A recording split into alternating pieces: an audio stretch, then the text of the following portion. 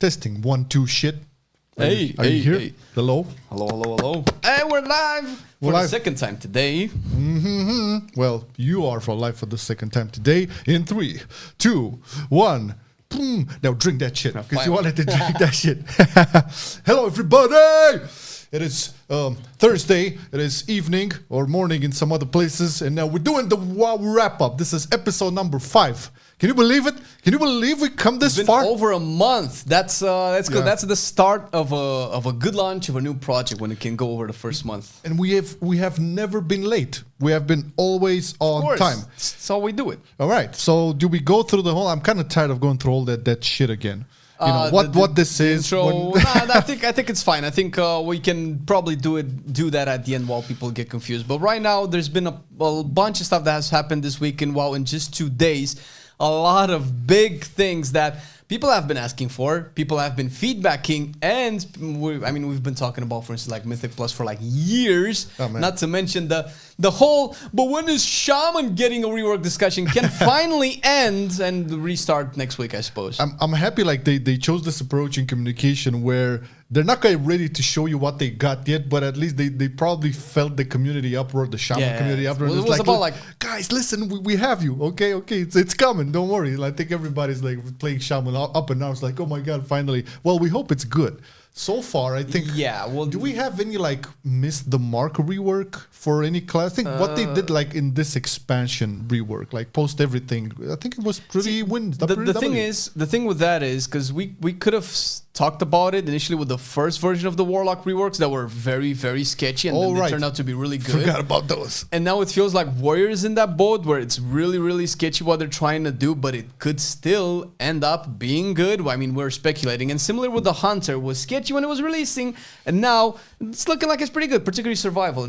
Survival. I think Survival, like from the get-go, was pretty good. But yeah, okay, we cannot talk about all W's in terms of like the reworks, but there's definitely like in general a very W vibe I'm getting here. Oh man, dude, like overall, right? Because we probably come across sometimes as Blizzard shields, right? And we've been talking about stuff like this since Zerth Mortis, because people tend to look at the negative stuff a little bit too much, and sometimes that's okay, that's deserved. I mean, WoW had it coming with what's been going on in Shadowlands, but the change in the devs' mentality, philosophy, and the way that they're designing content has been obvious for a while, at least for us, because we're like kind of every patch, every build, we're like looking like, is this kind of what they said they were gonna do, and now they're doing it? Yeah. So it's been slowly building up, and we've been saying this over Dragonflight, but I mean, if you really want it, you can put this beta cycle next to Shadowlands beta cycle. Just put them side by side. Oh, there's no way to don't do that. The biggest thing they did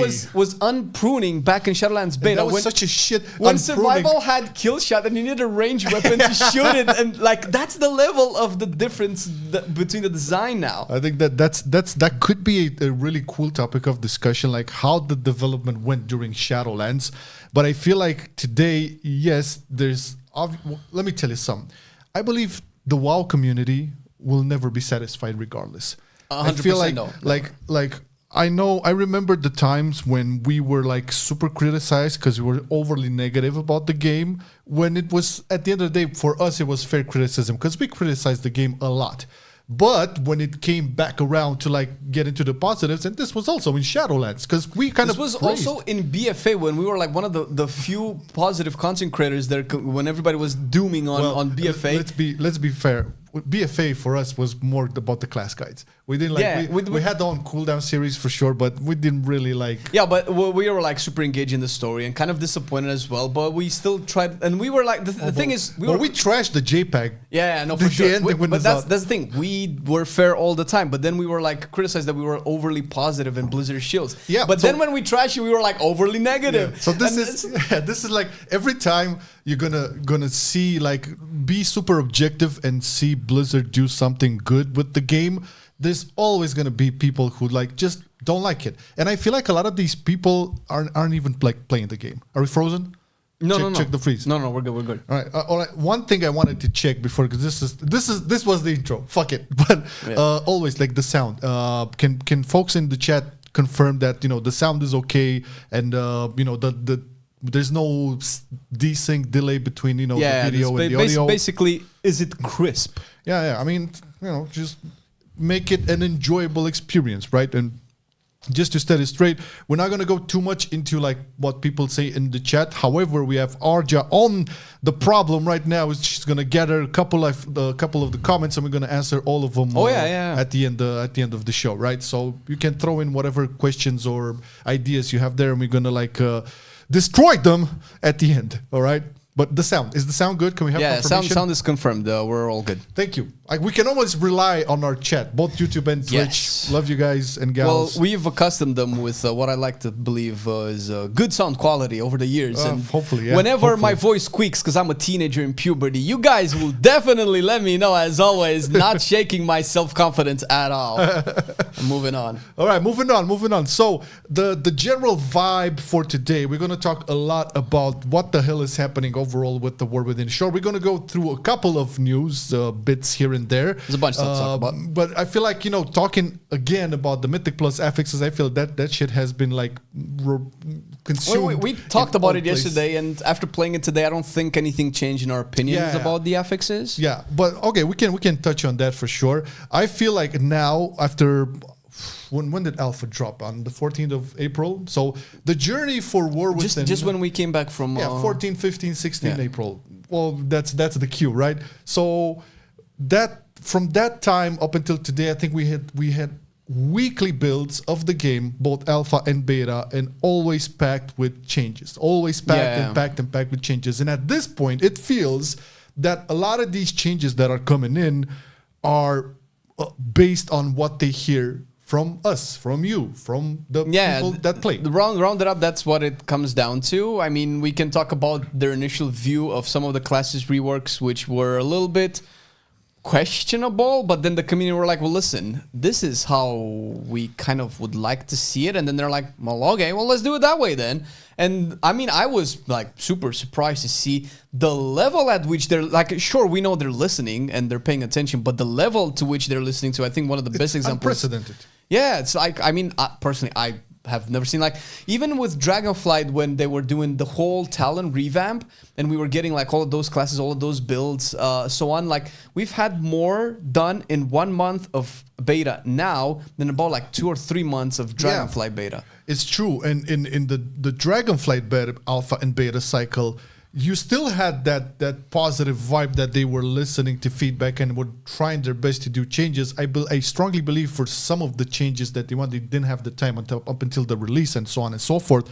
I feel now with War Within, I don't know why I'm getting this feeling that they're really trying to make this the best expansion ever. They're trying really hard, and we cannot really always talk about the spectrum of the classes. Although we always said this, if your class is shit, you won't enjoy anything about the game because that's your first interface with everything. That's the 90% of the game. Yeah, and I'm not talking like your class being shit, your class not being competitive. No. If it feels like shit, like remember like when you first started off in BFA and you didn't have your Azerite weapon anymore, as artifact weapon anymore, and you didn't have Azerite trace, you felt so bland, so shallow. Yeah, that was for me. That was the first time ever in WoW where I felt like, why is this so shit? Why is my class so shit? So they don't want that, right? If that happens, that will be a bad time. And again, not focusing just on the classes, but like the overall thing. The Mythic Plus rework, like they announced something first, and then you saw the uproar. It's like, what the fuck is this shit? With the Thorn. It took them 2 weeks, but I guess that's a little bit harder to get down. But in the next week, we had the interview with Ian and Morgan Day, which we talked about on our show. Yeah, actually, that is true. Yeah, because so they're already prepping for this. Yeah. And then the week after, then we got the new shit, right? So you could say that, and I told you, this sounds like a little bit tinfoily, but sometimes, just sometimes, I feel these bastards are putting in shit, they take the shit, get upset, because we already have the good pill, right? So it just felt like that way with the Mythic Plus, because it is like, okay, they showed us that bullshit ass, take holy plus shadow damage and 30% bleeds damage, all that bullshit. And a week after, we get an interview with Ian Hazakostas and Morgan Day talking about, we're gonna do significant changes to the Mythic Plus system. And the week after that, the next build basically is the new shit Yeah, with so- Mythic Plus. So it kind of makes you wonder, right? That's all I'm saying. I think that the initial affixes were just a test run. I feel like sometimes they're doing these changes just to put something out there because they're taking like a little bit longer to do. Because if you really think about it, like no offense to the devs or any shade thrown at them, but the affixes weren't that big-brained. Mobs take more X damage from one source. That's it. Yeah. It's not like it is now where you devise a whole new thing. They talk. This is hilarious because they talk. We don't want your screen to be filled with HP bars. No, but that's throw exactly. me 20 just, balls. You just give me 20 every time. So that's funny. They like their balls, man. Like, I gotta say, ever since especially they if introduced, flying from the sky. yeah. But let me tell you something. Ever since they introduced ever since they introduced monks, they had this weird fetish with balls around their beads, whatever. But there's a lot of balls everywhere. Like we can talk about some things we've seen in raids. Holy balls! But there's a lot of balls. So basically, they like their balls. They like playing with them. They like making things out of them. Never neglect the balls. Balls are important, guys. Anyways, And it's a big W overall For sure. Even if it sounds a little bit tinfoily or conspiracy theory-ish, it's still a big win. And if you look at well, we do this because it's part of our job, right? But if you look at all of the patch notes on a weekly basis, you're gonna be mind blown on the amount of changes that are coming in like on a weekly basis. And these are not minor changes, mind you. These are like big stuff. So getting back to my initial thesis here, like I don't know how they make up their objectives internally, like in their little meetings or whatever. But I have this feeling that they really want War Within to be, up until its release date, the best expansion that ever was. You know, you say that. But I say that. Then you Flame. could Yes, also I say say that. you could also think that why wouldn't they want all expansions to be their best expansions, right? Well, So- see, that's okay. You want to go there, we'll go there. But that's not the thing. That's not what I'm trying to say. What I'm trying to say is that they might have. It's not like they don't want Dragonflight to be the best expansion ever, and the things that they changed was pretty cool. But it really feels like they're pulling all of the stops now. Like a lot of the stuff that we haven't ever thought they would ever do, they're essentially doing it now. And I mean, if you can call putting Metzen on the payroll, pulling up all the stops. Oh, yeah, we're going to talk about Metzen, yeah, for sure. But listen, okay, so let's make a little bit of a breakdown, because I feel you touched the nerve there. Why wouldn't they make all of their expansions be the very best? Well, let me tell you why.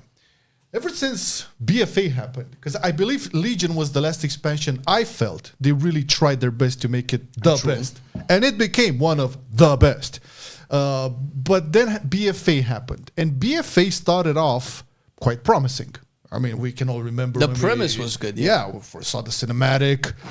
We were actually excited at first about the Azerite traits and stuff. Although after a couple of weeks, we kind of like saw the risks with that. Yeah. But okay, but BFA happened, and I'm not sure if that was the setup to like, because after Legion, the bar was huge. Yeah. Right. So it was either let's make this the best expansion ever, or how the fuck do we top Legion, dudes? It felt like how the fuck do we top Legion, and they failed miserably. Okay, BFA happened. Then after BFA came Shadowlands. Now we all know the development between BFA and Shadowlands was the most problematic out of all of them. That was like when with the Afrosiabi situation, with all of the I don't want to go into all the disgusting things. I felt like the most prominent thing is the massive amount of disconnect that they had with the player base. It was building up until that point throughout BFA, and it culminated with Shadowlands, where it's not like they went out of their way to make a bad expansion, but it's everything that they thought was going to be good didn't really turn out that way. So I can only see that as a massive disconnect from what the player base. But I feel like the objective for Shadowlands was like, because I think people forget, but BFA wasn't really looked to like positively upon, right? So I think the objective for Shadowlands was like, okay, let's make a clean sheet here. Let's bring back the boys and the gals. And again, you have the super badass cinematic with Sylvanas. If I remember correctly, and I think I do, Shadowlands was at its launch record-breaking sales, like the biggest, the fastest PC selling game of all time. in its time frame. Then I think it was overshadowed by there was another game. So it had this title. But Shadowlands, can you believe that shit was the fastest? That's the effect from the cinematic. Okay, but I think the objective for Shadowlands was we gotta make reparations. We gotta make people understand that BFA was not, our masterpiece. We can do better. Yeah. And again, they failed. But they failed because that was like COVID times. That was like all of the stupid, like messy leadership problem they had over there with the Frasiabi, with people leaving, with the scandal, all of that. So that was problematic. Then came Dragonflight, and I don't think they set up their objective for Dragonflight to be the best expansion ever. We had like multiple videos on this topic. We said like, man, this is the foundation. Salvage. They need foundation of a new WoW, foundation of something better to come. Clearly with the talent rework and everything. Yeah, all across the board. I mean, even Professions, right? Like, I was super excited at the beginning from Professions, right? Sure, there's a lot of problems with them, but the revamp to Professions, I believe that in and of itself was huge. All of the like more grounded stuff. Remember when we like were begging for something more grounded, more like I want to see mountains, I want to see trees. No more cosmic stuff. No more super giga astral powers flocking around and all of that. we wanted something more Warcraft, right? Yeah. And we kind of got it. But Dragonflight was not amazing, and I don't think they set it up to be amazing. I think they set it up to like, okay, guys, we fucked up with BFA, we fucked up with Shadowlands. Here's our I think they new needed us. a safe W. They needed a safe, reliable safe W is the right word, yes. to build upon. And I think that's true. Like we criticized Dragonflight a lot because there was not much else to say, considering everything was pretty good. The main issue with the Dragonflight development was probably the lackluster story and the lack of the wow and the epicness. And that's very easily observed because the contrast with the fantasy that they went for it, because they called it high fantasy. That's a very bold statement to make. High fantasy meaning like big wizards and mythical big magic creatures, and spells, and and that's like complex systems. Like that's essentially high fantasy, and they kind of delivered, but it felt like the mobile version of it, right? It felt like it didn't have that many layers of depth. The story wasn't that particularly interesting. We didn't really interact with a lot of the characters. And we know for sure that some of the story in Dragonflight was cut, shortened, or sped up in any way. So we didn't really get the whole thing that they even wanted us to have. Because they're like, okay, we're good. Let's go into the World Soul Saga. Yeah, I think the biggest problem of Dragonflight was the vibe and the story, and basically what they used to like draw in. Sure, at the beginning there's that sense of awe and wonder. We love discovering the new territories and stuff, but that gets boring fast if you don't have a real immediate follow-up and if you don't have like the proper characters to engage. One cool thing that happened because of the Dragonflight story is Iridicron. I feel that was that was a double. He likes Iridicron. Yeah, I feel his all. I mean, all like even for Rocket, the crazy demented villain. I kind of loved him. Yeah, that's no. I'm not saying they weren't. They're really good. But it's hard to like put the value on them because you came after Shadowlands, and that's the thing is because we thought. I mean, there was at least a part of the community that thought that. Begrudgingly as they were with Sylvanas' development, is like, is Sylvanas actually cooking something? Because that's what everybody thought up until Sang was like, maybe Sylvanas is actually cooking something. And then, no, she was not even in the kitchen where she belongs. What? Shit! Fuck! No, cancel Flame! The thing is, Iridicron is cooking something, but then again, we always have that, we're like, oh my god, this could be so good, and then we were kind of disappointed. So at least for me, that's where a little bit of cynicism still holds, but I'm so open to be proven wrong, because I love Iridicron. I also love Denathris, the kind of this overly intelligent, overly inflated ego, but it's not arrogance, because it's just like confidence, because they're like very capable, right? Denathris had a bit of arrogance, but I'd say deservedly so. Yeah, but that's what I mean, right? It's earned arrogance. Jesus, what a character. And we kind of need some of those characters. Some characters are like, I'm better than you. And you know why? Because I just beat you like 5 times already. That kind of stuff, that's fun. Because then you want to beat that motherfucker. You want to take the fucking sword. Yeah, we need a lot more flavor. And I'm sure we're going to get it eventually in The War Within. But yeah, I think Iridicron was the first villain to actually respect us. Like yes, exactly. Like you never like all the time. Oh, you puny insects, you will crumble. The 90s Cartoon Network. Yeah, villain thing. all that time, and even like during the Metzen era. I love Metzen, but on his era, all villains were kind of like the same shit. Yeah. I'm gonna crush you guys. Now this guy was like, hold on, these guys kind of fucked up everybody up until this point. Let's maybe be careful with them. Let's use our brain a little bit. Yeah, I really enjoyed that. That makes a different dimension to a villain. That actually, you know what? That actually puts a lot of weight to the champion type interactions that we have with NPCs, because that's just crazy. That gets all so quick. Oh, we are the champion, the savior of Azeroth, but it doesn't really feel like that. It doesn't. Really, but now it really becomes like, these guys are the champions of Azeroth. Yeah. Let's revise our strategies a little bit. It's definitely a better value for your epic deeds, right? Instead of having all of the friendly NPCs calling you champion, savior, oh my God, they're here, they're gonna save us. Instead of that, hearing it all the time, having an actual villain respect you in that matter, I feel it's much more impactful. And I don't know, it's a smart way of making you count, like your character and what you have made within the world, and also given a different dimension to a villain, rather than just I'm bad and you're puny. Yeah, it's just actually it's just basically personality instead of copy pasting the script from the old one to the new one. It's again, it feels real. And this goes back to what I was saying. So this was kind of a foundation, right? So after BFA, Shadowlands, Dragonflight wasn't set up to be the best expansion. Just circling back to what you said, why isn't every expansion being set up like that? But then again, after you go through the hurdles of BFA and then Shadowlands, Dragonflight will not be your best expansion, definitely. So much better. It's so much better for sure, but it definitely gave you the right pillars, I would say, to like build upon, right? And then we come on to the War Within. And War Within, I don't know how many of you played the stories, leveling up, trying out the delves, discovering the new zones or whatever. We didn't really want to be spoiled too much on that front. So knowing us and our content, we kind of like went through the end game all the time. Like for first things first, like classes. Okay, how does Talon work? I mean, that's kind of our content. It gave us an out a little bit to not have to engage with the story and some of the cool stuff. So we still will be like first time experiencing a lot of the stuff once the expansion launches. But in terms of classes, that's our jam and our peanut butter. So we kind of want to get that out there. I don't really eat peanut butter and jam, but then again, do you? It's pretty good. I haven't made it in a while because I'll die, but it's nice. It's very relevant to the subject at hand. Yes.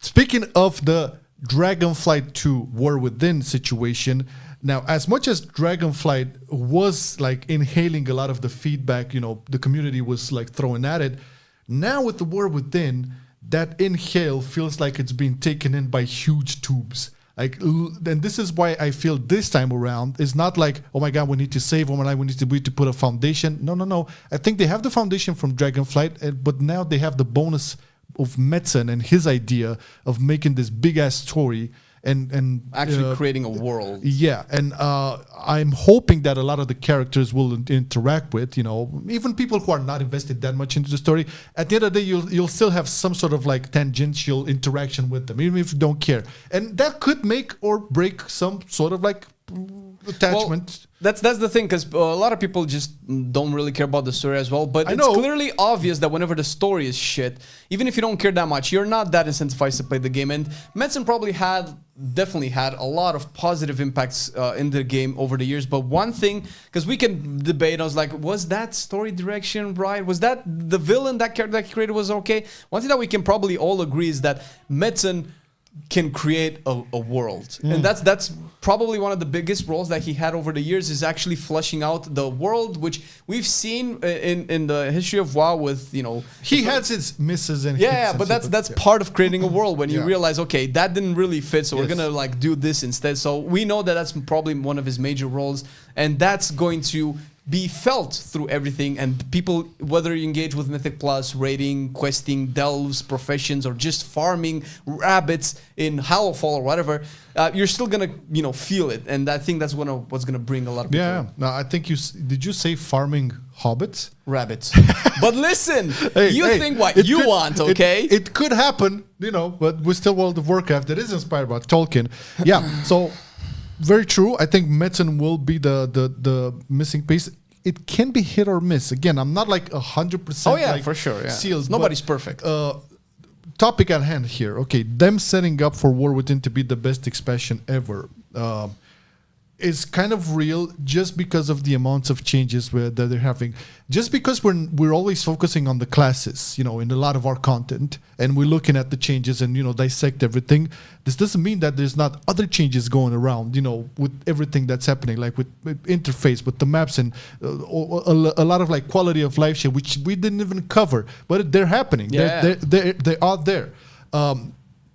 My general idea of this whole development process they set up for themselves for the War Within is this is the best expansion up until The War Within. midnight. Oh yeah. Well, I mean, the whole premise of the World Soul Saga is that they keep building on top, and they're laying bricks. Like we've seen the bricks. I mean, here talents are also laying in the bricks. We've had this conversation earlier because a lot of people, some people are very upset about their hero talents, but other people are very happy about their hero talents. But they're not gonna stay. If you really think about it, even because we keep making this comparison. Compare Shadowlands at the beginning, Covenants and Legendaries and Torghast to how it was in the end. Like Covenants interchangeable all the time, double Legendaries with extra cool loss effects. We shall never forget the Preach interview with Ian. Yeah, that was very, very, very on point. Yeah. But that's what I mean, right? Even with BFA, with how essences and corruptions were, by the end, it was probably one of the most played patches ever. See, that was always a problem. Because by the end, and you remember we had a lot of these comments in our videos, and I now tend to like kind of agree. They made you ride the hamster wheel all those patches just because at the end they gave you everything, and even that everything they gave you, if you remember, it was still fucking it's like RNG. Giving you a finger instead of the whole hand. No, I know what you mean. I'm getting so pissed remembering this. My God, what I'm talking about is their capability of improving a system. That's what I'm talking about. This is by I'm sure this, and even the talent revamp at the beginning of Dragonflight. We remember when we thought Frost Decay was like the best design spec ever at the beginning of Dragonflight, and it turned out to be one of the least one by the end. That's how improving. They raised the bar constantly with other specs. And they're going to keep doing that with hero talents. And imagine how cool hero talents are as a concept now. And they're just going to keep getting better and better. Now, sure, it would be best to have everything off the bat, but Have your piece. I still say they missed a ton with hero talents because they didn't went full on visual with it. But that's the thing. We might still get them by the end. But I know why are we getting them now? I know, man. Listen, man. This was supposed to be one of your sellers, not sellers, but your features, hero talents. Why don't go out with the bang? So sure, you attach the power to them, you make your little bit of cheat tweaks and changes to your rotations and stuff like that. But dude, I'm telling you, I'm so pissed. Like, imagine the visuals for a Templar Paladin, a Sun Fury Paladin, like. Just Dark Ranger actually having that visual identity, not just the mechanics. And we talked about this. Some of them have it. There's some partial visual identity to them. Yeah, so it's possible. Void Weaver Priest and stuff like that. They can definitely do it. And I feel like it's similar. When you say this, it reminds me of Evokers, man, like missed opportunities. Oh my God. Here we go again. With the Draktirs as well. So I think there's still some design, and I want to be as fair as possible, as charitable as possible. Maybe some people just see this design in a different way. Maybe a lot of more people are fine with Draktirs and Evokers than we are. And at the end of the day, it's whatever. Yeah, but we cannot debate that cool, big, scary dragons are always going to be better. Cool ass animations with spell effects. People care about their cosmetics way more than people like to admit. I agree, my friend. I'm not saying make big, hairy, bulky dragon. Bulky dragon. Just give me option. You keep give me meat on bones. You keep Slinky Winky lizard. I keep big Slinky Winky. You keep Slinky Winky. We get big I'm not Jim. saying replace. Give all of the options. If you're gonna be so inclusive, just bring all the options. Why? I don't feel represented by a Slinky Winky dangly, gecko-like. Whatever that is, I don't. What would be fun? The guards in Valdraken should have been an option. I know. Those big boys. Exactly. You know what would be funny if they actually add some customization options like that and see how many people use the big bulky ones. Yeah, they'll be overwhelmed. I can guarantee you they would be overwhelmed. I can guarantee you. But again, it's W. It's like all of the changes we've seen so far, and we can start going through a little bit of these changes here, because there's quite a lot, and it all starts off with reductions to avoidance and leech, which is interesting because, correct me if I'm wrong, but I do feel this has at least partially have something to do with the healing changes they might want to announce at some point. I'm still waiting for that. So I kind of agree with this because we can contrast that with the situation of Dragonflight, where there's very little need for a healer, or there hasn't been as less of a need for healers now than it has ever in WoW. You don't need a healer? Not as much as you do. Well, classes have giga self-sustain, like Paladins can just heal the entire party and they don't even have to be holy, like that kind of stuff, right? So we've seen no healer runs more now than ever before. And part of this, I mean, if you look at the healing breakdown for a heavy leech class, you'll see leeching do more than the core healing ability from a healer. Okay, let's see. Demon hunters have leech, like vengeance have leech. I think I think everybody has leech, even warriors. Like if you look, but the percentages differ, obviously. Like, but the biggest ones that benefit from like big leech, I know healers, like the healing spells. I know leech was a like really important. No, it's actually I don't know the exact numbers on everybody, but since I made a warrior and it's the don't tell me leech was super important for a warrior. It is. You would take, no way. You would take every leech talent that you could on almost all of the specs because you have no sustain and because the return is so good. But that's is why. It the same value as in like Vengeance DH? Because I feel like Vengeance DH thrives on Leech. That's a good question. I don't know how Leech if Leech double dips with Vengeance like it does with Discipline Priest, where it double dips on the healing and the damage that you do. That would be a topic in and of itself, but that's the core. It's like saying if Leech is important for Blood Decay, because you know your mitigation revolves around healing yourself, and Leech is part of it. Yeah, you like Leech, but you have Lichborn. And that also activates leech. Yeah. Not as much anymore, though. Yeah. Okay. Let's check out their their little post here. So in today's build, avoidance and leech rating on gear gives half as much % value as before, and we've reduced the amount of these stats given by most talents. Both stats, avoidance in particular, are extremely effective against the damage non-tank players face. By the end of an expansion, the amount of avoidance appearing on gear reduces so much damage that acquiring pieces with it can feel required to do the hardest content, particularly extremely high mythic plus keys. By reducing the amount of value given per rating, our goal is for pieces with those stats to remain valuable, but for the gap between players with and without them to be closer. This definitely sounds like the impact was much more on the 1% side than true. Our world. There's also a problem. Tell us about the problem. There's a problem with that philosophy because it speaks to sure the Dragonflight where you had they mattered a lot, but also the damage that you take in Dragonflight is way too ridiculous and not actually need every little bit that you can get. So it's the same thing that we talked about before. Sure, take them out of the game, but also make it so that we don't need them as much. That would be great too. I would like to feel like I'm contributing to my party's success as a healer by keeping them alive and not they having a lot of leech or my not needing to heal them because they can just pop one word of glory and then they're at full HP, right? Yeah, I get it. This is, but again, this is a problem related to how everything works right now, tuning wise, and how this impacts healing. Because as a healer, you don't really like what happened in Dragonflight. No, I mean there might be exceptions, but I don't think the majority likes it. Yeah, but even like you can talk about like super high content, but even in like medium to high content, you would feel this. Like I've never thought about this in a way, but you can see like if a tank has a lot more leech onto him, then you would have like a better time than just yo-yoing all the time because the damage profile within a dungeon is made that way that you would just get fucked up. So I think you're on the money there. And this is why I said, this has to be related with what they're doing with the changes to healing, because they have to put an announcement with the healing. It's like the whole thing where we don't see the whole change yet because we haven't seen as much changes to the healer. Healers are constantly getting tuned, but it still feels like we've done the dungeons today that things are just hitting people for way too much than a healer can probably handle, and that was kind of the problem with Dragonfly. So what they've already said this before, they're scaling stamina on gear higher than the main stat in relation to the main stat than we do now in Dragonflight. I think right now in the War Within Stamina is 3 times as high as main stat as opposed to twice as high, and Dragonflight roughly is like very, very rough numbers. But it's clear we have more HP than main stat as before. Yeah. Well, again, if they're gonna do like these small incremental changes, and if you just read this like from a bird's eye view, you think, oh, this doesn't really affect me. I don't push that high of a Mythic Plus, but trust me, it does, because you wouldn't feel it. But like if you're playing Discipline Priest, which I think is the best example because it double dips it for the leech.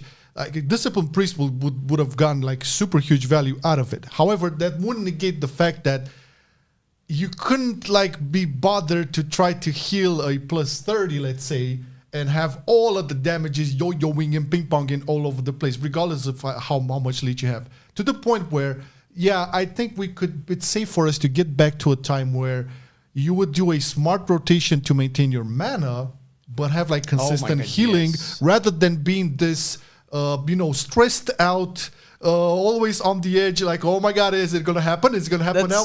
I guess we can just talk about different ways of skill expression when it comes to healers. The skill expression that we've had in Dragonflight was like, can I be fast enough and precise enough with my globals to be able to keep everybody up, as opposed to the more methodical and big brain is like, okay, Resto Shaman gets if I use this style of rotation, so let me adjust this to my party's damage intake and manage my mana a little bit. I felt that was interesting. I think a lot of people don't really care about mana that much, but even so, it felt like the barrier. I would love it. I would love for people to care much more about mana. Yeah, I love it too. We can throw the question out there. What's more fun? Having this stressful gameplay, because you would. This is very problematic, especially for proactive healers like Discipline, Resto Druid, right? So for those healers, you kind of like always have to like learn all of the dungeons, so you know exactly how to prep, right? To ramp up and shit, right? As a reactive healer, Holy Priest is my most immediate, but probably Shaman too, right? Yeah. As a reactive healer, you would probably have a better time in this meta, but I don't feel that is the play there. I don't feel like because the problem that you're saying that is then in order to make Resto Druid and Discipline keep up with the reactive healers, because they just don't have time, you have to like buff them way more, which I think is what probably contributed to Resto Druid being one of the best healers for like 2 seasons straight in raids at the very least. And the throughput is just crazy. And that's not just Resto Druid. I think Mistweaver Monk is also kind of proactive a little bit. Worked him on the engine. Mistweaver was pumping. Yeah, so all of the proactive healers started to become you probably wouldn't see them. Although I still think, dude, I cannot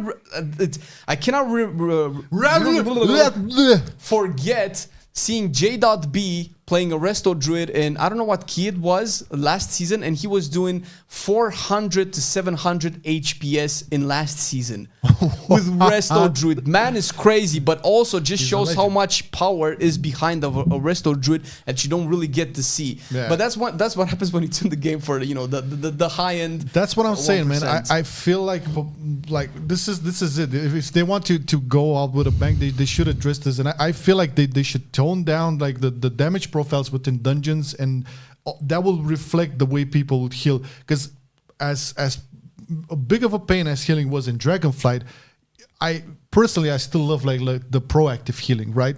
But even with proactive healing, you still cannot really manage like personal fuck ups for people. Sometimes it happens. Yeah. It happens. So you prep up for like that big AoE damage, let's say, right? So or you prep up for that like big caster on the tank, whatever it is.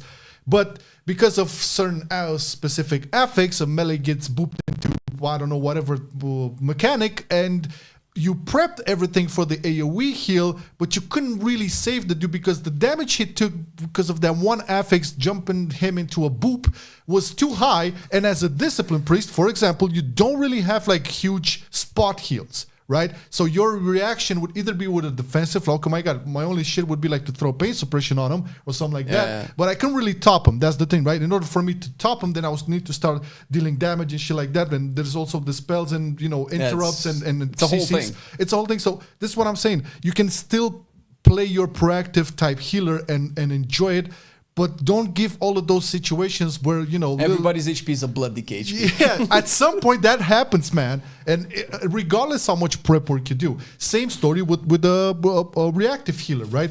There's so many casts you can do, like as a Holy Priest, there's so many instant casts you can do up until like, my God, because like Holy Priest on the other side of the spectrum doesn't really have like huge AoE burst healing, right? It has good, but not like in terms of like Discipline Priest. So you would have some tools to handle like massive AoE, but at the end of the day, you would still focus like a lot of spot healing to like fix everybody up. Yeah. And again, that's because of the damage profile in the dungeons. That's the big issue. I would rather have healers consume their mana way faster, like increase the cost of the spells with mana, and like promote an efficient playstyle, right? Like manage your cooldowns, manage your casts. I think some of the best times that I have had as somebody that interacted with my HP bar and cared about my healer was today, when I was playing Prot Warrior and my HP bar was just like trickling like 5 to 10% at a time, and my healer was struggling to trickle it back 5 to 10% at a time. It was never like dipping, like yo-yoing all the time, but it's clear that if my HP dropped to 50%, the healer would have to take a while to get it back up. Yeah. But it wouldn't just drop to like 50% all the time, every 2 seconds, back to back constantly. And I think this will also open up the doors for a lot of new people to play healers, or actually healers that might have stopped healing, come back to healing. Because we've seen, like we've memed over the years that, you know, it's so hard to find a tank. But really, healers were some of the hardest ones to find throughout Dragonflight. And it's not very surprising. It's not very surprising at all. And if we're going to speak on healers, let's just get into like the Holy Paladin situation. Yeah. Because I scrolled like a maniac to find it here on the patch notes. And I know you did a lot of Mythic Plus on the Holy Paladin. Prior to let's put some context here. I love playing Holy Paladin in BFA. That was like the glimmer time, and I feel like that was one of the best. For me, that was like the only time I really enjoyed playing like a melee healer, like up in your face. After that, I feel they just went down and down and down, right? Now we get into a rework, because it was shit, basically, more or less. You ranked it pretty high because you have some weird fetish about Holy Paladin. I like pain. You like pain. That's. But the general consensus was, and I felt the same way for a long time. They didn't have to like give me all of that shit before. It was pretty shit. Now we are here with the Paladin, the Holy Paladin rework. I'm just going to here. Are we going to go first to the spec and then go, because there's some changes to the hero talents as well? Going to the spec. The hero talents are, I don't know. I don't remember the exact each one, but some of them are really funny, and I feel like we'll get the funny part after. So let's start it off. Let's look at the thing with the spec. Okay, so we have a new talent, Extrication. Word of Glory and Light of Dawn gain up to 30% additional chance to critically strike based on their target's current health. Lower health targets are more likely to be critically struck. I remember playing Holy Paladin in arenas back in Cataclysm and MoP, and crit strike was the biggest thing you could have. I think it's still the thing, because it's baked into Holy Shock, I feel. I don't know how much. Because of Holy Shock, but now it appears to the other side. So this is, I think this is pretty good if they're going to go into that same round, because I feel traditionally, shut up sound, traditionally Holy Paladin was evolving around critical strike. Adding this value to things like Word of Glory and Light of Dawn is a plus. So I don't see... Well, first of all, we have to say that I think pretty much everybody agrees with this, that the spenders for Holy Paladin were pretty poop for 2 years right now. More. Except essentially Word of Glory and everything like that. And this is a very welcome change. Once again, these are all numbers. I haven't actually personally played with it, but as far as I have heard, this is very good in terms of numbers as well. And I have seen people like explode with Holy Paladin, which is great. And I think a lot of the good changes for Holy Paladin are coming essentially to how you will actually play with it. The talents are good as well. I'm not sure if this is the final version of the Holy Paladin. There never is. We'll probably have some more updates for this for sure up until the release, or probably even like up until Season 1 starts. But let's check out the second new talent, Liberation. Word of Glory and Light of Dawn have a chance equal to your haste to reduce the cost of your next Holy Light, Crusader Strike, or Judgment. Reduce the cost. Is this the mana cost? The mana cost, yes. I cannot really speak too much to it. I know that when I played it, because you were there as well. Was it mana hungry? I was so out of mana. Right. Okay. So this goes back into that whole mana management thing. That was problematic. And I think this might have something to do with the fact that they removed Daybreak. I think it was called Daybreak. That also returns some mana when it consumed glimmers. So because we lost that, I think this is part of the reason why we're getting some mana management back. All right, cool. anytime you get some sort of mechanic that involves you actively playing, so these are spells that you will actively use, and those have like a beneficial return mana component. It's great. Well, it's not return mana, but it's basically return mana because the cost of your other stuff will be mana management a lot lower. Yeah. All right. Another new talent: Truth Prevails. Judgment heals you, and its mana cost is reduced by 30%. 50% of overhealing from this effect is transferred onto 2 allies within 40 yards. Okay, so how much healing would the Judgment thing do? I remember that. Does it have a scaling? That's a good question. Your mom's calling you, man. It happens, man. My mama loves me. What can I say? That's. I mean, it's all up to how. I never felt Judgment was super important for healers. It was part of the rotation, but I feel like there was that talent that you would debuff with Judgment, and people would heal off of that debuff. Judgment of Light. I think Judgment of Light was called. That was very huge for tanks, but now I think you still use it in Dragonflight, if I'm not mistaken. But either way, you're always going to be using Judgment to generate holy power, which is still a thing, unfortunately, but it's a pretty important ability that you're probably going to be using almost always, plus it's ranged. So the fact that it also heals you, I feel like this is kind of how Leech is for healers, where you always heal yourself a little bit, so you can not worry about yourself a little bit more, so you don't have to worry about yourself as much as you have to worry about everybody else. So I think like it heals you. So the minute you throw it, now it heals you. That's new. It never did that. Yeah, you need to have the Judgment of Light thing. It would debuff the target, I think. Yeah. I think so and also like the cost is reduced by mana. But this is the second part is more interesting for me because like the overhealing from that. So depending on how is the amount that Judgment will heal you. Yeah, this would have or not have value at all because 50% of overhealing means they would expect a lot of overhealing for this to be because what they want to do is the overhealing side of it. They want to like make it cleave to like two more people. So I don't know if they expect overhealing as much as overhealing is just going to happen always because you're. Well, yeah, it is. If you're healing yourself, you're always going to be safer, and you're still a paladin as much as people might not admit it. You're wearing plate, you have a lot of HP, a lot of armor, you're probably going to take less damage than other people, although you're not going to move out of it that much. But anyway, it's likely that you're going to be safe a lot of the time. Your defensive cooldowns are good. So it's still going to overheal because you're going to be full HP more. So might as well do something with that overheal so it doesn't feel like a waste. I get that. Overheal is always going to be a thing, not saying that, just like how much of this that is a good would question. Be overheal because it has to be some sort of impactful heal on you. Again, this is the heal on you and 50% of that overhealing will be transferred. I wonder if it scales with damage or it's just flat. Yeah, we don't know. We don't know the insides of it, but at least on the basis of it, it looks pretty good. Yeah. Okay, Glistening Radiance has been redesigned. Spending Holy Power has a 25% chance to trigger Saved by the Light Absorb effect at 30% effectiveness without activating its cooldown. Pretty cool. This is like semi-safe net situation here. If it just adds little absorbs every now and again, I think it overall contributes but it's passive. to. It's okay. Yeah, it's okay. I mean, as long as it doesn't like really like make you go into that to just get a small benefit. I always feel like passive things should give like small rewards. Yeah, like nothing huge. So I feel that's the thing. That's what will make it a little bit hard to judge how good it is because we won't know until we see like some DPS meter or HPS meter in this sense. All right, let's see. Light's protection has been redesigned. Allies with Beacon of Light receive 5% less damage. Really cool. This was so Beacon of Light. This was the thing you would put on one party member and on the other party member, and you would when you would heal, they would transfer. Right? I remember. But there was also a talent where. Which was it? The one that you would take instead of any beacon and you would activate it and Beacon of Virtue. That I think it applies to that as well. If it applies to that, that would be interesting. I think this once again. I think this is also because we've lost Glimmer and Glimmer also added damage reduction, and we've lost all of the interactions that we had with Glimmer, so they're kind of baking them into other talents. And I feel like it makes a little bit more sense with Beacon because it's more iconic. For sure, but I didn't see the announcement here, but.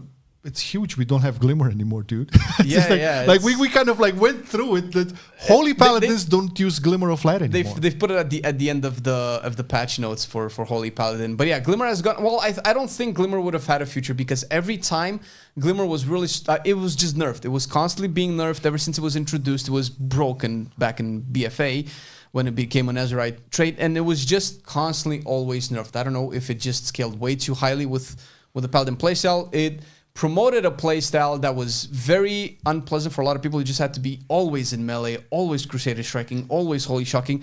And it was narrowing down the design and philosophy of Holy Paladin to be just that. And I think it was making it hard for them to design Holy Paladin to also add, the caster part of it and maybe more interactions with Infusion of Light and things like that, because Glimmer was such an important part of your kit. So maybe it's for the best. I mean, I liked Glimmer too, but if they cannot make it work after like 3 expansions, then maybe it's time to go. just drop it already. I agree.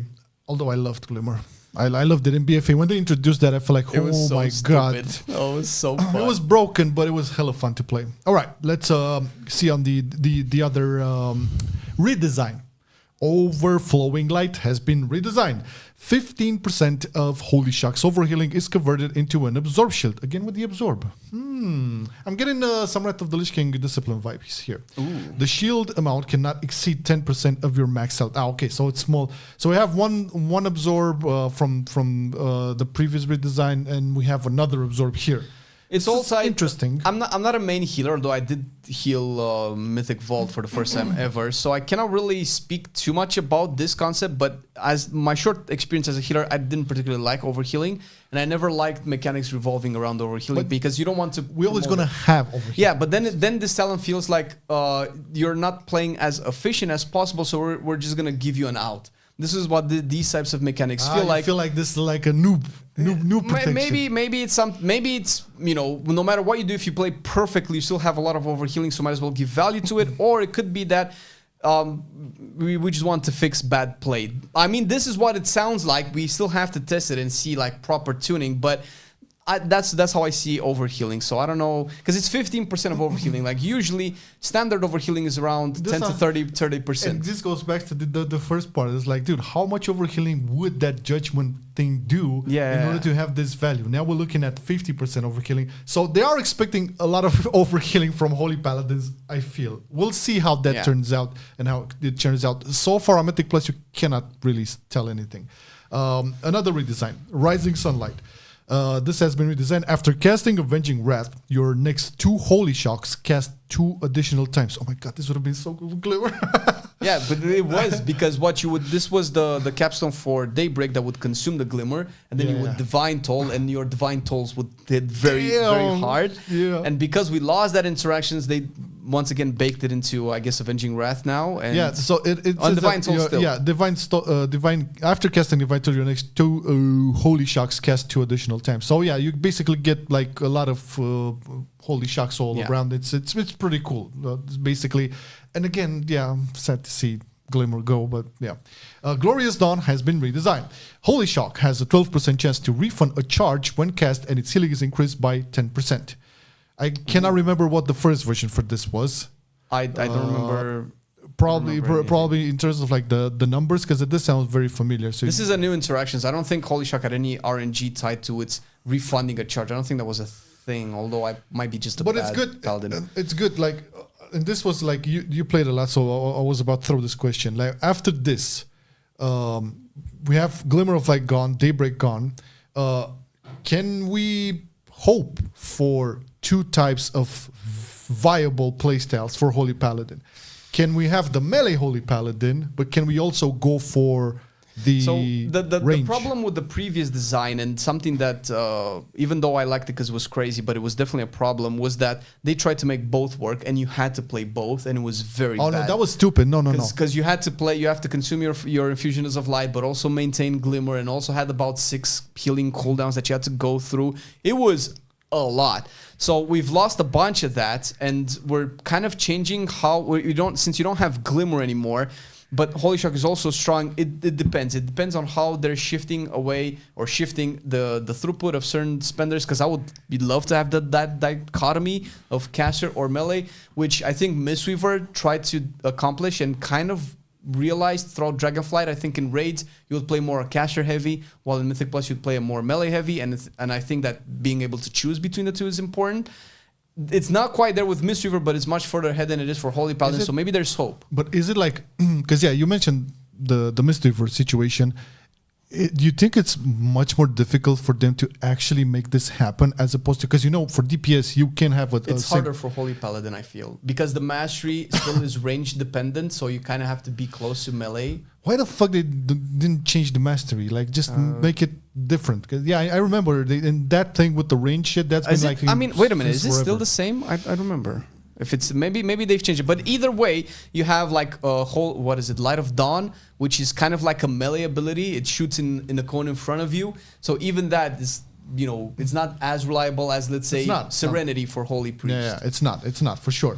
Okay, it may be a problem of them actually making it happen. Although I do feel that's the play. If they're gonna do like proper changes, this has to be the play, because. The only time I loved playing Holy Paladin melee was in BFA with Glimmer. Glimmer is gone, and I don't know. I'm gonna give it a try, see how it works, and if it's like it's feeling good. What has to change? I think what has to change for that to become a reality is that we need to go away from Holy Power, because I think Crusader Strike and Holy Shock is such a more effective way to building Holy Power than anything else that you're probably never gonna play it, even if it's wrong. Because we have a talent called, I think, Tower of Radiance or whatever. When you cast Holy Light or Flash of Light, you generate 1 Holy Power. That's not enough, considering that Holy Shock is instant, and those are hard casts, which imply a whole different level of difficulty into playing. Even if they generated 2 Holy Power, I think might still not see it, although that it would be a start to see a caster focused. Imagine if Holy Light generated 3 Holy Powers: Holy Light, Word of Glory, Holy Light, Word of Glory. That would be an interesting way of playing Holy Paladin, I feel, but obviously it can be better. At the end of the day, if this is going to happen, one thing they need to address is the actual mastery. Did you find it, like, is it still the same? I don't even know how it's called. Lightbringer, maybe? Something like that. It sounds like that should be it, but this mastery, was it Lightbringer? It's a mastery Lightbringer. Increases healing done by based on proximity. That was the old one. I think it's still the same one. But I think to be able to bring back Caster Holy Paladin, you would have to get rid of Glimmer, because Glimmer was way too efficient for what it was doing, and in the same vein as generating Holy Power in melee. So I don't know if we're gonna have fully Caster Holy Paladin in the War Within, but if we're ever going to have it, we're already working towards getting it. Would be nice to not have to wait 2 expansions for it, but who knows? I think that's what we're essentially gonna. You want your Ashen Hollow back. You're not gonna get your Ashen Hollow back, man. Listen, Ashen Hollow was broken as fuck. It was fun. It was, definitely rewarding, but I don't know, man. I loved playing Holy Paladin back in Kata and MOP. It was a very different playstyle back then, because it was like the more range, but you still had the damage. You used Denounce a lot to negate critical strikes from people and all of that, and the procs, for instance. For faster Holy Lights and faster shocks, and having there was the Sacred Shield back in the day. I love that playstyle. It was basically a very, very different from what this was, what Holy Priest was Bristol Druid. It had its own thing. Mm-hmm. And then I felt the same way again back in BFA when they introduced Glimmer. I felt like that was the play, and it was finally, okay, this is plate where warrior, holy, whatever, get into the midst of it and duking it out while healing everybody else. Then they just fucked up. I don't know what the best route is, to be honest, but I would love for them to at least give a valuable option and not mix them all in between, both melee and range. As far as I've heard from main Mistweavers, whenever they added the option to play a more caster heavy, a lot of Mistweavers like that. I don't think I've heard a single Mistweaver saying, no, I don't like it being forced into caster. I don't think I've heard that. So I don't think a Holy Paladin would be any different. I think a lot of people would still like to be able to choose between being more melee focused or being more caster focused. Well, people love options, right? And it's an RPG. Give me options. Customizability, because that's French. And if you don't know French, I don't know. You're gonna learn it. You might have said croissant, and would have been the same thing for me. Right. So that's with the Holy Paladin. We'll probably gonna have hopefully a dedicated video on it to just play it through in and throughout and get the proper content out there. But I feel like it's on the. It's a big W. It's airing out a lot of noise and mess that Holy Paladin felt like it had. I think we did we lose Divine Favor? I think we lost Divine Favor. I don't see it here. The following talents have been removed: Glimmer of Light and Daybreak. and then it just goes on to red. So I don't know how complete the divine favor. Okay, if it has been removed, maybe it needs to be addressed, because the divine favor with Tears Deliverance combo is just an atrocious way to play a healer, having to cast for like it's too much hard casting to not having anything happen for like 3 seconds. Ugh. Yeah. All right. Let's check out the hero talents really fast, and then we're gonna go to a very spicy topic. So we have here the Lightsmith sacred weapon damage increase. This impacts holy, so we have to go through it. Sacred weapon damage increased by 60%. Sacred weapon healing increased by 50%. Are they stupid? Did they see the numbers? You know what sacred weapon damage is right now on the DPS meter? Yes. Do you remember Twilight Devastation? We even more than that, I'm assuming. Because I remember like when we were playing and we saw some damage profiles from other people that were getting the buffs passively from Mokti. No, it's more. Yeah, why? Are they like this? Are they stupid? Why are they buffing? That's a good question, because it's a big chunk of your overall damage. I don't think. But how is the healing though? It was. Well, I've only tested it on Pro Paladin because I've played it today on stream. I haven't tested it on Holy Paladin yet. But whenever I was Word of Glory for 1.6 million when I had weapons out. That's a lot, considering that Word of Glory hits for 300k. Yeah. Okay, yeah. So I don't know how much that was impacted by the healing, but it felt like the healing was way high. This needs to be tested by proper Holy Paladins, but the damage at the very least did not need a 60% buff, I don't think. Yeah, me neither. Divine Guidance damage and healing increased by 100%. Blessing of the Forge echo values brought into alignment with originating spells. Light of Dawn echo reduced, Denounce echo reduced, Shield of Righteous echo reduced, Word of Glory echo increase, Hammer and Navel damage and healing increased by 50%. So basically it's all buffs to all of the nodes on Lightsmith, which it's at the very least curious, at least from the damage side of things. The one that's disconnected is the sacred weapon damage. I feel like that wasn't the case there. So I'm curious to see what their philosophy with this is, because I feel like it's not going to the direction that they would like. At the end of the day, it is tuning, and it is for a spec that has been kind of reworked. Holy, I'm talking about. So we probably would need a lot more days of actual testing. I think raid testing starts today. So we're probably going to see how this performs in raids, because after the 2 weeks ago raid testing, we know that Fire Mage has been nerfed, so a lot of more data has been compiled. It always happens like that. And tuning has been made. So it's a little bit too early to tell how good or how bad these are, I feel. But sacred weapon damage is stupid. Right on. All right, Flame. Let's talk about tier lists.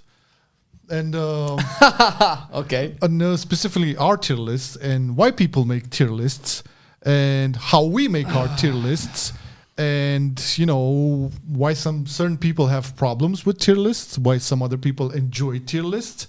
Some people consider them useless. Some other people consider them really useful. I mean, we know the answer to these questions because we have the data.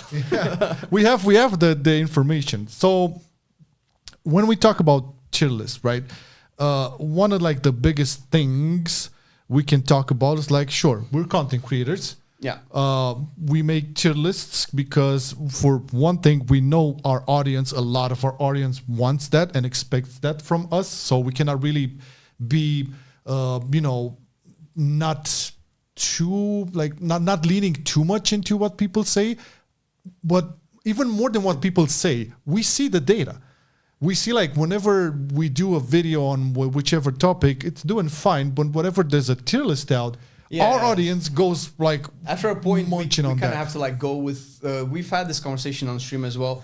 After a point we kind of have to go with what people kind of like more, because otherwise it would be silly to work in entertainment at the very least. Yeah, your audience dictates much of the shit you do, right? Like especially if you like to make a living out of this. And guess what? It's fun making tier lists, especially the ones that we work on. We'll get to that in a second. But and even that, the thing is, tier list is like a minor part of our content. Like it's content that we work on. We've been working on perfecting the process, but we've worked on this the least out of all of our videos. Yes, but even that, when we do work on the tier list, see, I made a little half screen there. Oh, I see it now.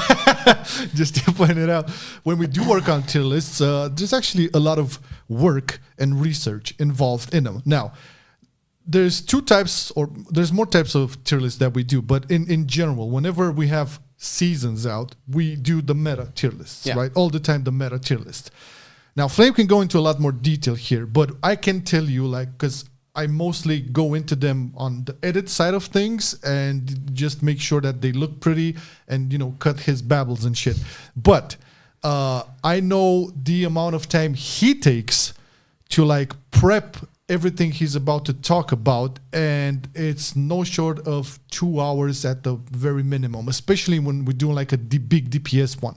If it's like all DPS ones, that's a day's work completely just for the research. That's probably going to get recorded the next day. And he makes like he takes notes from like Warcraft logs, from radio.io, from like archon.gg, takes everything that, and he could just print screen those and make a tier list, but no, he like cross references them all. You can get more into it, but that's because I'm a nerd. And let's break it down, because I want this video pinned on our channel for all the assholes who have a problem with our tier list. So please let the people know, how does the process work? It evolved over the years of us doing tier lists, because it also evolved, by the way, because of the feedback that we've gotten for all the tier lists and the criticism that we've gotten. Which I mean, we take criticism at heart, like if it's argumented. I think you can probably look at pretty much all the content we've made. You can look at the original tier list back in BFA, and it's a night and day. It was a Shadowlands. And at one point, I realized that we will never be able to have a fully 100% relevant tier list, because every ranking, every hierarchy that you make is dependent on one particular criteria to be 100% relevant, because the more criteria you add, the less relevant it is. Because if you add, let's say, we're talking about a DPS tier list, if you add the most amount of damage possible, you can rank all specs based on the most amount of damage possible, but that's not what people use to clear the highest level of content. Not the most amount of damage possible. There's many more layers. Defensive, synergy with the group, and all of that kind of stuff, right? So it becomes a layered discussion of what exactly makes a spec S tier, what exactly makes a spec F tier, what's the ranking, what's the meta, and so on and so forth. So the conclusion that we came up with was, okay, I think the best type of ranking that we could possibly do is just look at the data in the way that, okay, what did people actually accomplish the biggest thing with, and how did they get there, right? So if we talk about, let's say, the Exodia team comp in 10.1.5, when augmentation was introduced, in S tier you would always have what? Guardian Druid, Augmentation, Fire Mage, and Shadow Priest, Balance Druid, or whatever it was at the time. No, it was a healer. I think it was Holy Paladin, maybe. I don't remember. But either way, you would see those all the time, because those in M+, those would be the specs that would consistently clear the highest of keys across the board, no debate. So that would make them S tier, right? So we thought about, okay, let's just look at the numbers. How many more kills does one spec has of a mythic boss over the other? Like, what's the damage, how popular it is, how likely it is for a mythic team to bring one spec over the other. So we just looked at popularity, breakdown, and overall performance, and tried to make it a little bit more universal, so as to be not necessarily more generic, but try to include as much data as possible, but it would be less relevant for each particular topic. So if you look at a tier list for us that we make, it would be less relevant in terms of the overall damage performance that each spec has, but it would be more relevant towards the overarching performance and weight that a spec would have within its group. And that would be the overall best way to look at it. Like, a simple way to say it is, we go on archon.gg, look at the tier list there, and we bring it to ours. But that's not quite it, because that's usually taken from the highest of keys. We're trying to look across the board, trying to look at, that week. Those particular tier lists are usually, or rankings are usually made by the latest keys cleared or the latest bosses cleared, so they're not taking into consideration the entirety of the aspects. So we kind of made it our own, and we've specified this and disclaimed this a lot in the early tier list, to the point where, like, okay, are we gonna do this every time? Yeah, we got so tired of disclaiming everything, because like a lot of the reception was, oh my God, you don't know anything about my spec. Why did you rank my spec so bad? Why did you rank this spec so high? People take it so personal, and I feel like at the last like 20 or so tier lists we did on Meta for the last season or whatever, one thing, it's really fun for us as geeks of this game to see how the meta changes and shifts all the time, because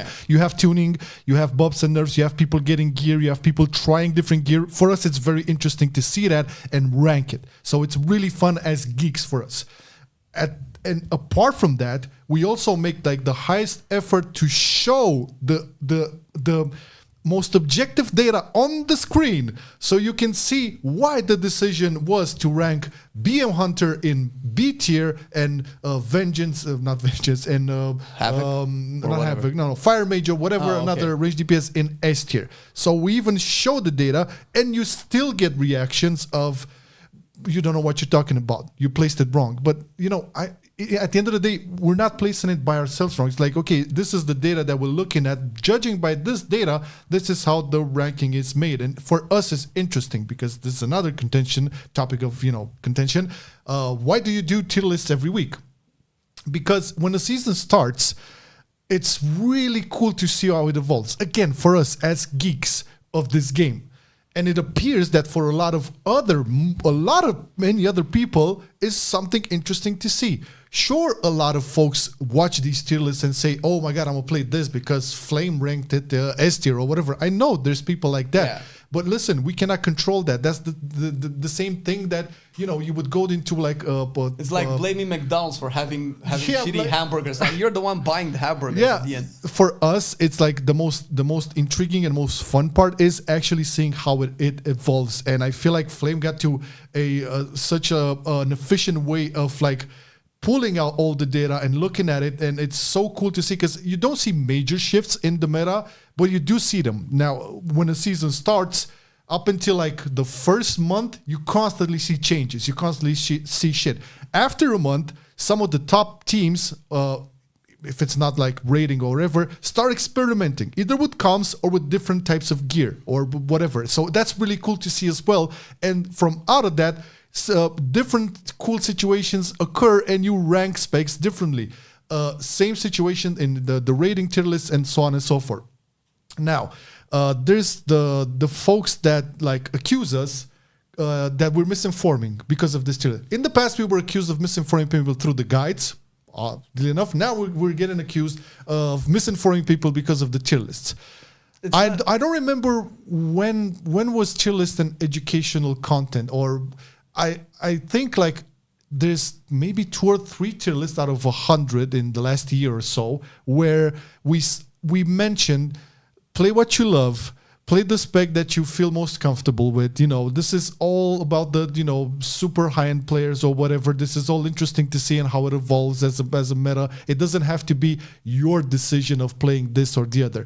Now, us saying that in most of the tier lists will not stop people for just going for that S tier spec and whatever. It's always going to be a thing. It's always going to be a thing. So misinforming on what basis, actually? Because what we're doing is basically reading some data, and this is about the meta tier list. We're not even getting into... Yeah, like, we do fun tier lists, and people are like, but this is not how good this spec is. Yeah. Like, but that's not...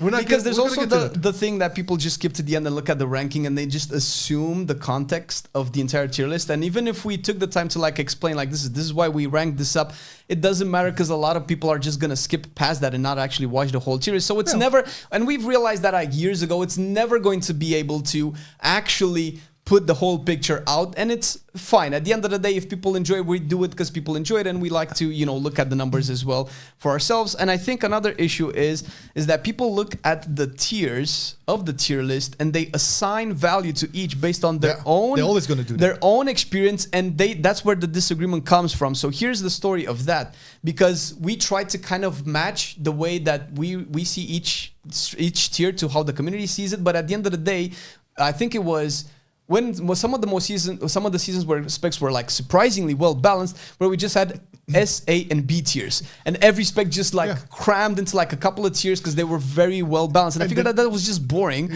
Because at the end of the day, if they were like a key apart and they were in the same list, then you would just have like 2 or 3 tiers. So I thought it would be more interesting to have like, okay, the least performing spec is going to be at the bottom and the most performing spec is going to be at the top, and then try to find a reasonable way of putting everything in between that kind of showcases powers relevant between each other. And I think that's what most people find offensive, because, oh my God, but I clear like the highest of keys with my spec, but it's only B tier, when I mean, we kind of put it out like, listen, B tier still clears plus 25s or whatever it was like a season or 2 ago, right? Yes. And this is the thing. Regardless on how much data we show on screen, and regardless how many disclaimers we put in the videos, and how many times we like sound like a broken record and say, listen, this is informative. This is fun to see evolve. This is fun to watch because we're geeks. People are still gonna like make their decision on what to play based on those. And guess what? They do that also when they go onto archon.gg and see all of the rankings there. So it's not like, oh my God, we're like the first ones to do it or whatever. If they're going to decide their main based on the tier list, they're going to do it anyways, regardless if you're going to do it or not, and regardless how many disclaimers and data we show on screen. Now, misinformation. Again, I really have a hard time understanding what's the misinformation when we do these tier lists. Maybe it's like us misinterpreting the data. Probably I could see that as well. But whenever there's delicate context regarding the data, we try to avoid drawing conclusions based on particular delicacy of the information that we don't have fully grasp on, and that's why we try to keep it a little bit more generalized and universal. And why the tier lists are the way they are. And, people can say whatever they want. In terms of misinformation, anybody can unintentionally misinform. I don't know if we're doing that necessarily. Considering that we're looking at the numbers, this says 100, this is 99. Obviously, this is that's like what I'm saying. Between the two. You cannot get more objective than that. Again, when the meta, and this still is like, I look in class discords and like people, oh my God, they're always so wrong with their tier list. Like how the fuck can you say that when we're basically looking at data, at numbers? It's like beyond me. Also, there's this question like, how useful is it? Why do people make tier lists? What's the utility of a tier list? And I'm gonna state this again.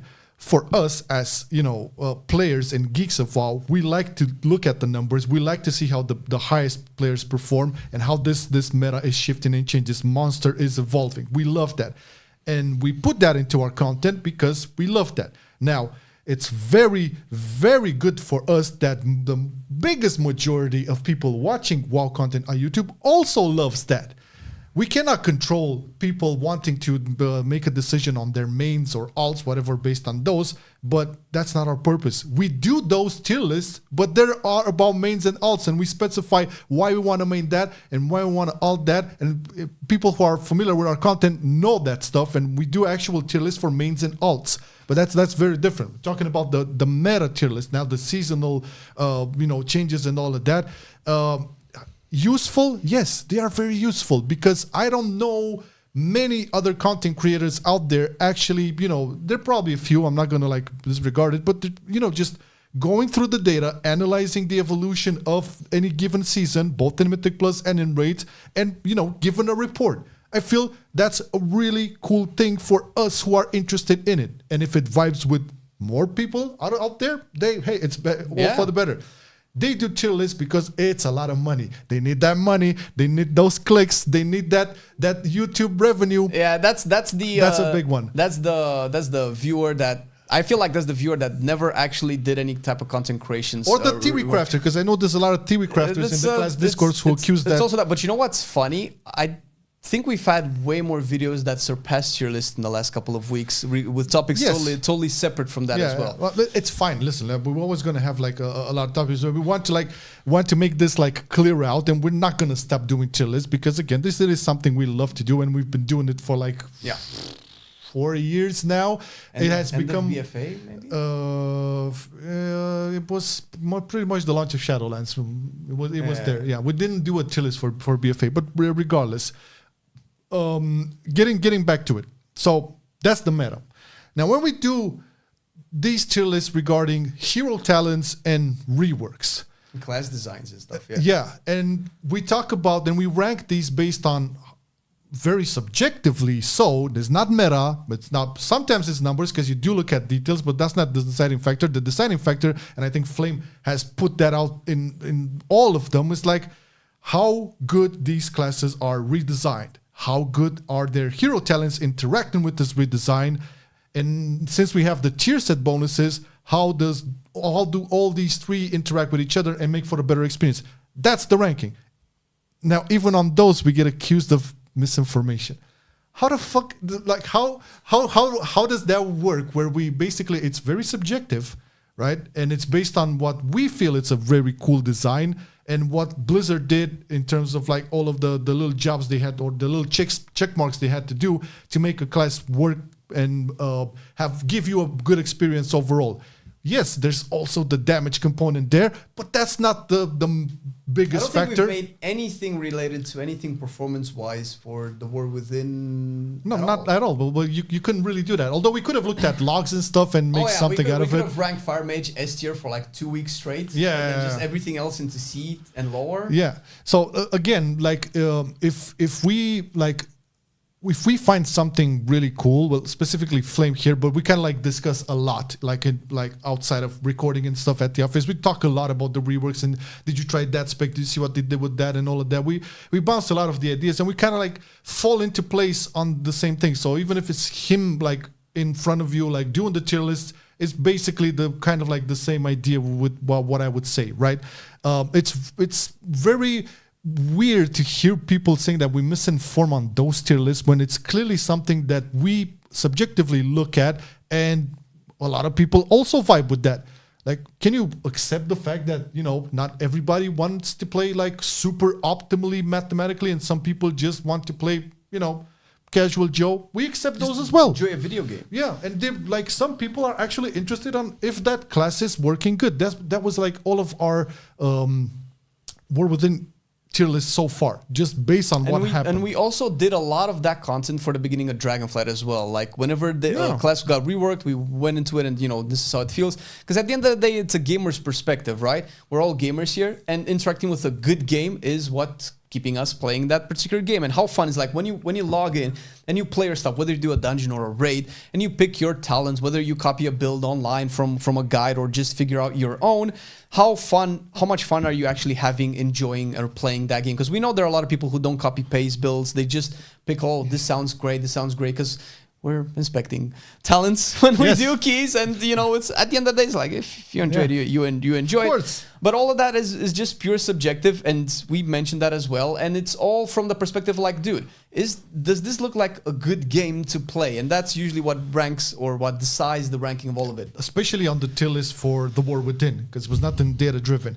Okay. You can talk about maybe us not hitting the mark when we do prediction tier lists. Oh, but I think that's the point. That's, you know, we're predicting, right? It's like how much, you know, we look, like when we do prediction videos, we usually take the data from the PTR, or in this case, the beta, the data that is available, which the data is skewed as fuck. But that's the data we have. And you know, and also, that's mostly because, and even now, people want to know that stuff. And we kind of preface this like, listen, like so many examples of specs destroying on beta, getting nerfed like a week or so before the live game. Yes, but that doesn't cut the fact that spec or class is beautifully designed. If it's gonna be nerfed because of like giga damage, that's expected. But that doesn't take away the fact that it's an absolute love letter to play. For sure. You understand what I'm saying? It's because this is the another topic of discussion with the mage, the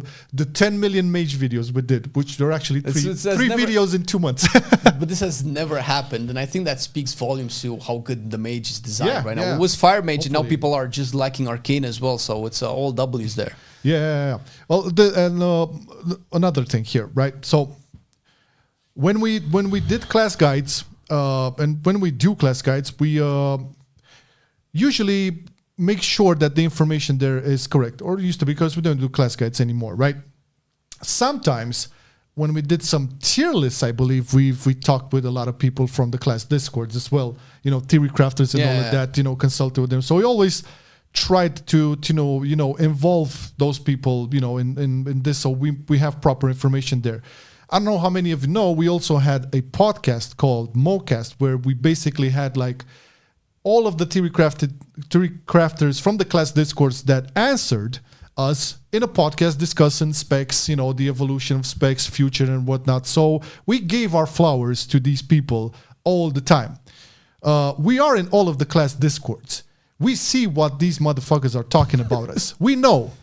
And listen, I think it's a very bitch move to like, just talk behind our backs, we're there. You can DM us, buddy boy. You can DM Flame, you can DM Marcelian, and we can have a chat about how misinformative our content is, or how irrelevant it is, or how much money we make after this. We are open to discussing. Our DM is open. Anybody can chat with us on any topic regarding our content.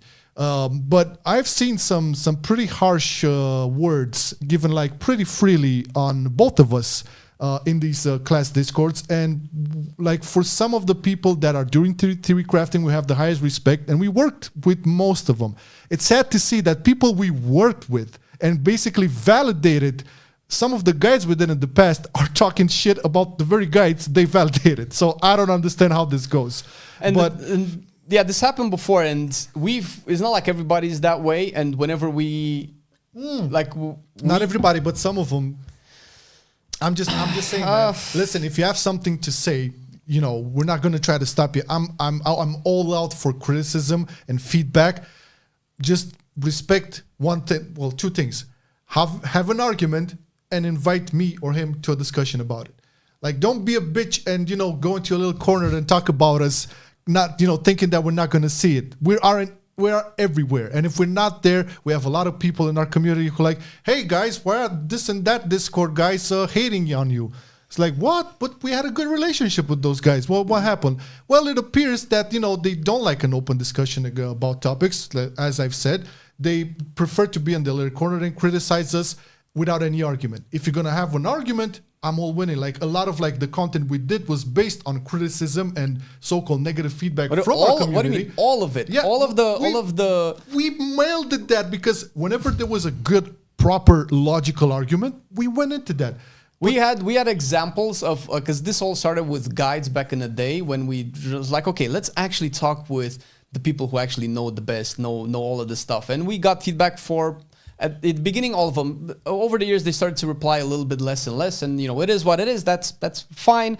And we always made a point, because guides are essentially what we actually consider educational. Like, we don't consider tier lists educational. No. This at the very least entertaining for us. Yeah. And so whenever we position ourselves in any kind of authority on education, we always preface this with a couple of things. One, we cater to the average player, like most of us, who are not, min-maxing everything, and that's fine.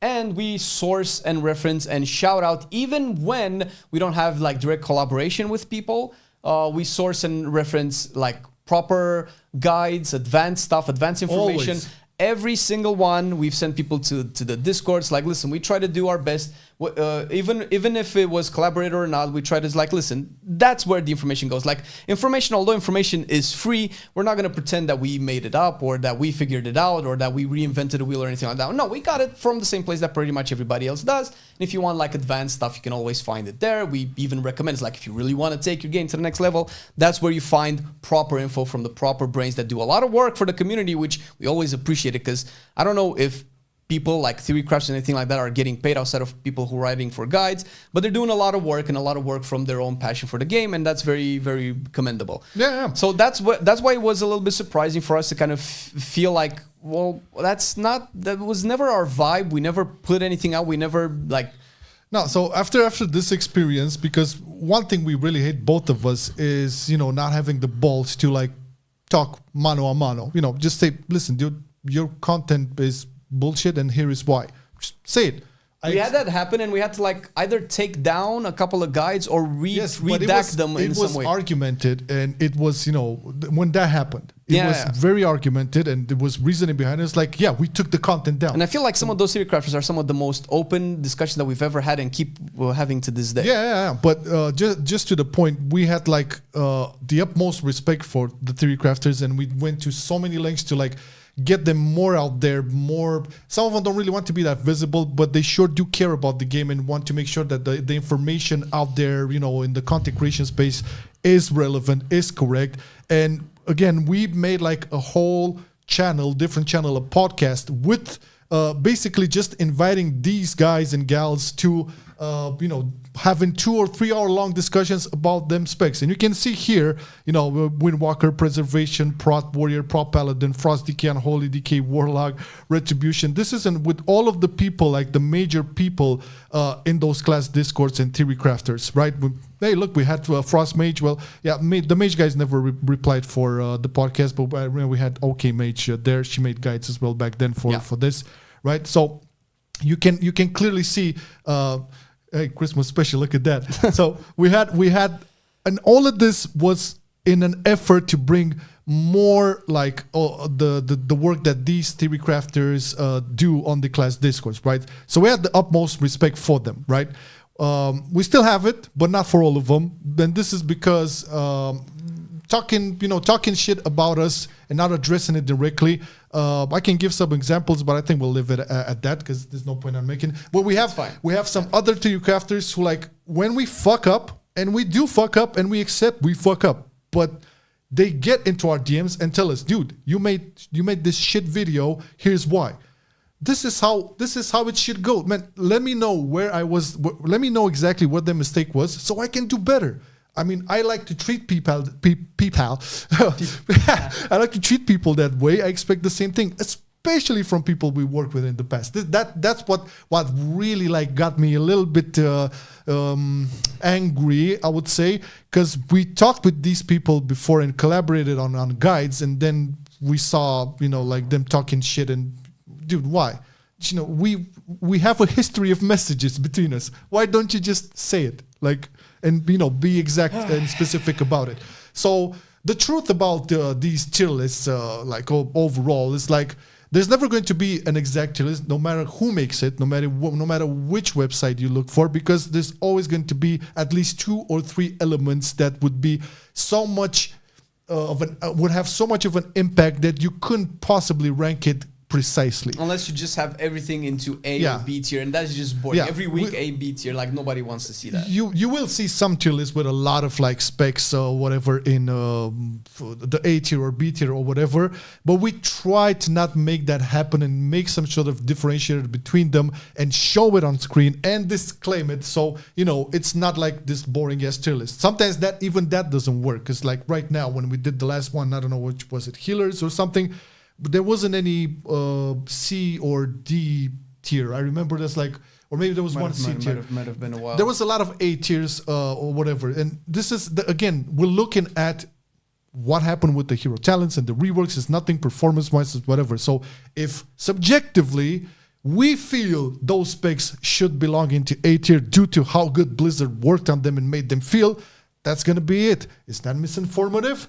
It's subjective. It's subjective, like, dude. There's no misinformation in a subjective approach. That's what I'm saying. But hold on to your panties, because prediction tier lists are going to come in very soon. And oh my God, the fun tier lists are going to come. I cannot wait to see how many people are going to react to this. Like, oh, you're wrong.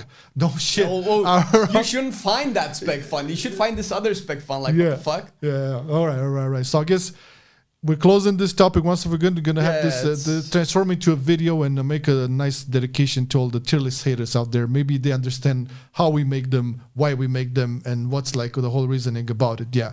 And if you want to ask us about the money we make our tier list, we can have a discussion about that as well. All right. Shall we go into comments? Let's go into comments, because normally what we do in this, also don't think we haven't seen all of the subs and everything.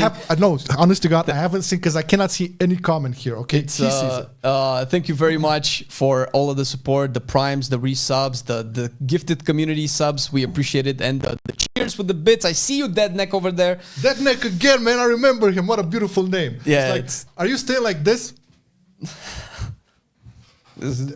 No, that's not. That's an active neck. It must be a dead neck.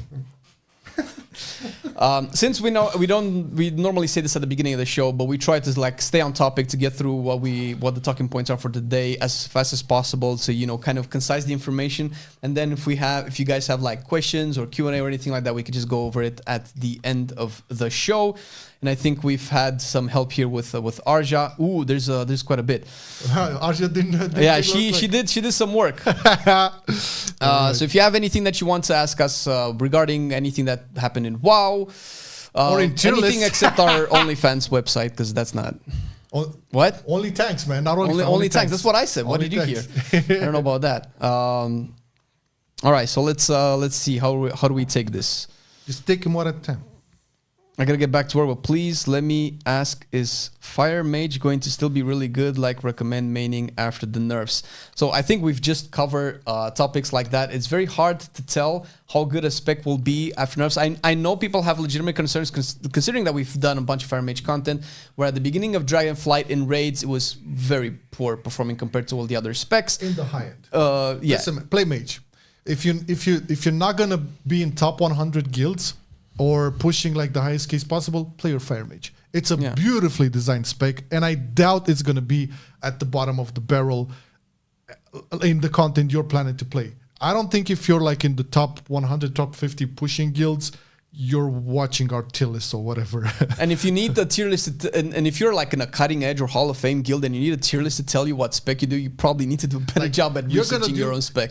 Even if Fire Mage is going to be nerfed worse than it should be, like even going further. Unlikely, but yeah. Unlikely, yeah. But even if that will happen, if you choose it and enjoy it and learn it, you will do better than any flavor of the Mon reroll. And at the end of the day, like, you know, I mean, I guess who cares? You're paying for your own game. Just play what you have fun. Play what you love. I know performance is a big factor.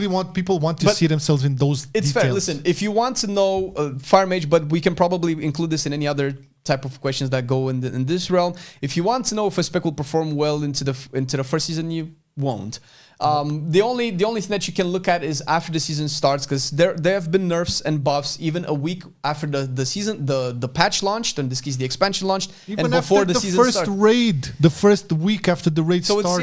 It's always going to be hard. You can probably nail it, but if you really want to play the creme de la creme, you're probably going to have everything leveled up and everything geared on the off chance that one gets buffed or nerfed. And at the end of the day, that is what it is. We'll try to, have updates for it, and I'm sure there's a lot of other content creators and data out there that you can find to like pick the absolute best that one particular day in that one particular week in terms of content. Play your Fire Mage. That's the if conclusion. It ain't gonna work out, you can come on the stream and curse the fuck out of me. I'll take it.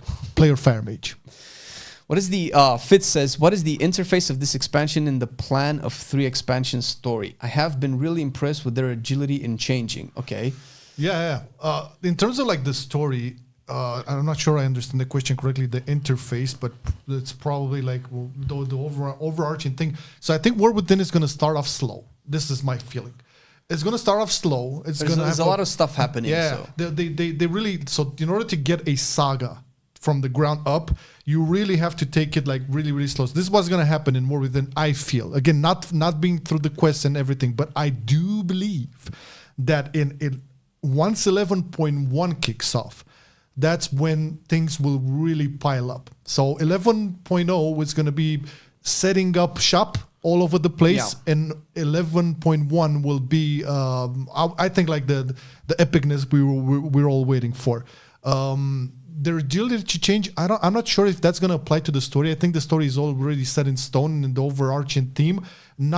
I think they already did this too many times in all of the expansions, cutting out stories, changing it on the go. I think this is pretty much set in stone from what the vibe I'm getting. I was getting from Metzen and from Holly and from Maria Hamilton and so on and so forth. So I think with the story, the main problem was that probably people felt, and maybe cannot even like put it into words, is that there were way too many creative differences when it came to character development and story direction, where there were a lot of people, us included, that liked kind of the side stories maybe a little bit more because they felt more real, like the blue dragonfly, the centaurs, the green dragonfly, like all of those little stories that felt very close. But with one thing that Metzen can bring to the table is have a more aligned and more coordinated direction for the story. So we will see less of these.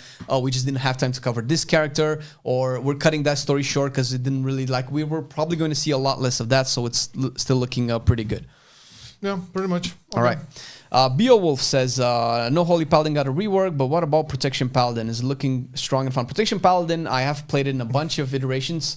And no matter how high I try to push content based on my own limitations, it still feels like one of the strongest tanks out there out of all of them. Very, very tanky with a lot of utility. Like it's the same as Dragonflight, and I think the hero talents just make it just way better. Like everything that you like about Holy Paladin. Hoary! Is this a whore Paladin? It happens.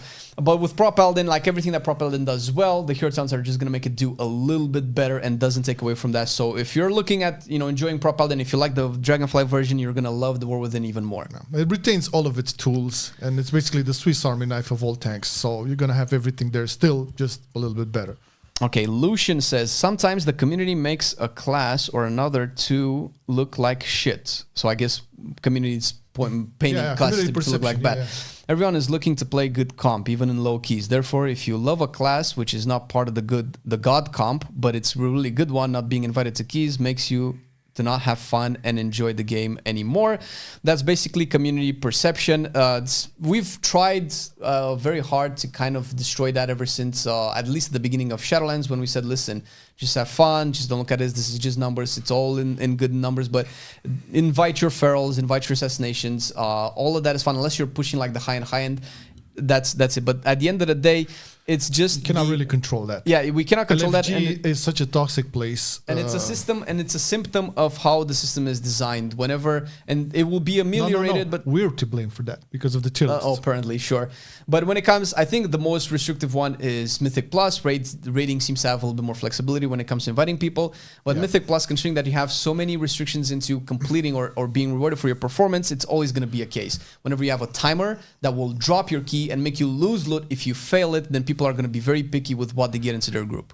Interesting topic. I remember Paravel had a very cool idea at some point. Because I remember I was whispering her to like come to heal us at some point, and she was already in a group, but we didn't have space for like her friend or whatever, and she came up with the idea: why not make Mythic Plus dungeons a 6-player experience, not a 5-player experience? Raids are much more flexible on that because there's a lot more room. That's an interesting topic. I would love for so it wouldn't be that much of a difference, but you'll have to design everything to be for 6 players. You still have one tank, 4 DPS. That's all I'm saying. 4 DPS, 1 tank, 1 healer, 4 DPS. You will have to. I know you will have to design everything, but I think that's one of the coolest ideas. Props to Paravel. I remember now. Like just switching this on its head, I think is good. I think people have been asking for like 10-man raids for a lot, and I think any change to the tank DPS healer ratio might hopefully impact the ratio of players playing different roles to the better. That also. I would love it. We'll definitely make it easier to find groups because you get more DPS people into that. You won't be as restricted with all of the meta comps and shit like that. You're still gonna have the discriminations on the Raider.io and stuff like that, but that's a given. So. Okay, Shoxley says, I agree with Marcelian. Why not have separate class identities, and depending on a certain proving quest chain of your choice, you become that class, i.e. Hunter follows the way of the corrupted and becomes a Dark Ranger, and it changes the class. Cool, man. Why are you gonna give it that? That's so good, and I think they kind of missed. They missed the mark. They missed the mark when they added Dark Ranger to be a cosmetic thing. And many people love that so much because you can, if you're a Blood Elf, Void Elf, Night Elf, any kind of elf, you can do a Dark Ranger. Yeah. Class quests.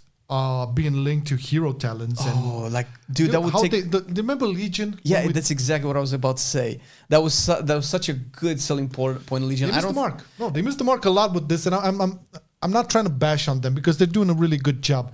But we cannot stay silent on this. This would have been a huge opportunity. And now that I didn't remember his name, Shoxley or whatever. Shoxley said like linking class quests to develop them to get access to this. This would have been such a beautiful way. Like would actually, like, for the criticism that we had, that we also were bashed for when we said like, what is a Colossus? What is a Slayer? Mountain King is a warrior, right? Gladiator is a warrior. Like whenever they chose some of these names, like Fatebound for Rogue, like some of them didn't make sense, but class quests would have given them the opportunity to actually fit them into the story. More. So maybe that's food for thought for the future. I don't know if any of the devs are watching the stream or the video or whatever, but that would be a cool thing to add. Yeah. Blindside Gaming says they need tier sets specific for hero talents so they can have a unique look to them too. Generic raid tier sets can be used too, or you can just get the tier set for a specific hero tree. Other classes having sustain is fine for trash, but it should never trivialize a healer during a boss. I think those are two different things. So I think what Blindside is trying to say is that we need tier sets both in aspects and probably effect as well to match a specific hero talent, like a Templar tier set or a Herald of the Sun tier set. You mean the visuals? Well, I think he's looking at the visuals, but... I mean, okay, just pointing it out there, if you're referring to the actual mechanics of the hero talents, that would be way too restrictive. Okay, so... we might have them later on into the expansion. They say so as much, which is why the current tier set bonuses are so vague and so generic, so as to not force you to pick a specific hero talent. But we might have something in the future that, let's say, Black Arrow deals 100% more damage, and then all hunters that, you know, marksman. That's always a risky business because a lot of people alienates a lot of people who don't like feel that locked stuff. in, and nobody really like that. It's again, but if he's referring to like the visuals. Tier sets related to the... Tier sets is very ambitious considering that they doubled back on it in BFA because they couldn't design that many... Because you remember we didn't have class-specific set armors. We had generic armor type. Generic suck my doodle fucking... I hate it. So making 39. 39? 78? Is it 78? Because each spec has 2 hero talents. 78 tier sets appearances. Well, that's ambitious. Listen, man, the WoW graphic team has a good track record. How about giving them a big ass challenge? Make 78 fucking tier sets, baby. Let's Jesus, go. That's all. I mean, you know, Remix has added a lot of cosmetics to the table, so yeah. All right, let's see. Shadowfall. Why not just scale the damage down and scale HP down as well? Well, that's kind of not accomplishing anything, but I think what he was probably asking is when we were talking about the healing system, and I think the design is bringing damage intake down for everybody and bringing HP up. So the end result would be that your HP reaches 0 from 100 way slower, but it also takes way slower to get back to 100, slowing down the healing gameplay and giving healers time to breathe. Also increasing the cost of that healing. Yeah. Because if it's going to happen just like that, then it's just going to be a boring fest of just casting all the time and making sure you keep... No, it has to be...